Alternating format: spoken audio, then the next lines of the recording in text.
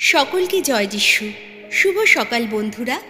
আজকের বাণী জেরেমিয়া ৫১ অধ্যায় পদ সংখ্যা ৩৫। সিওনে যার আবাস, সে বলছে এখন আমার ওপর ও আমার আপনজনদের ওপর ওই যে অত্যাচার করা হলো, ব্যাবিলনের ওপর নেমে আসুক তার প্রতিফল।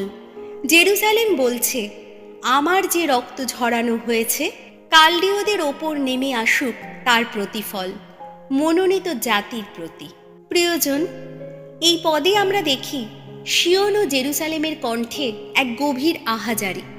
তারা বলছে ব্যাবিলন আমাদের ধ্বংস করেছে, আমাদের কষ্ট দিয়েছে, আমাদের রক্ত ঝরিয়েছে। এটা কেবল ইতিহাসের একটা ঘটনা নয়, আমাদের জীবনেও এর প্রতিফলন আছে। আমরা অনেক সময় অন্যায় শিকার হই, কষ্ট পাই, মনে হয় কেউ আমাদের টুকরো টুকরো করে দিয়েছে।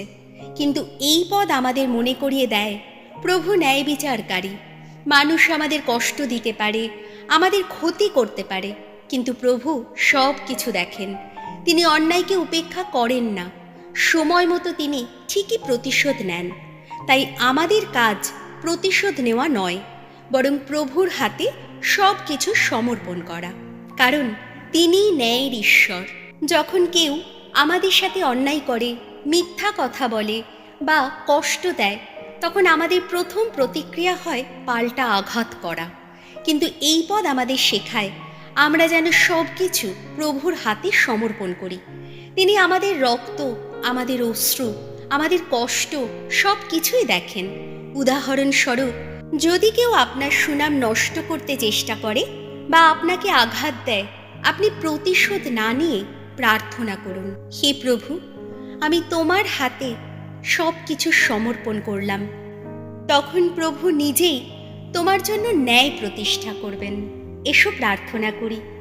হে ন্যায় বিচারের প্রভু, অনেক সময় আমরা অন্যায় শিকার হই, কষ্ট পাই, অপমানিত হই, কিন্তু তুমি সবই দেখো, তুমি জানো। আমাদের শিখিয়ে দাও প্রভু, যেন আমরা নিজের হাতে প্রতিশোধ না নিয়ে তোমার ওপর ভরসা করি। তোমার সময়, তোমার উপায়ে তুমি ন্যায় বিচার করবে, এই বিশ্বাসে আমরা যেন শান্তি পাই। আমাদের জীবনকে তোমার হাতে সমর্পণ করছি। এই সকল প্রার্থনা করি আমাদের প্রভু যীশু খ্রিস্টের নামে, আমেন।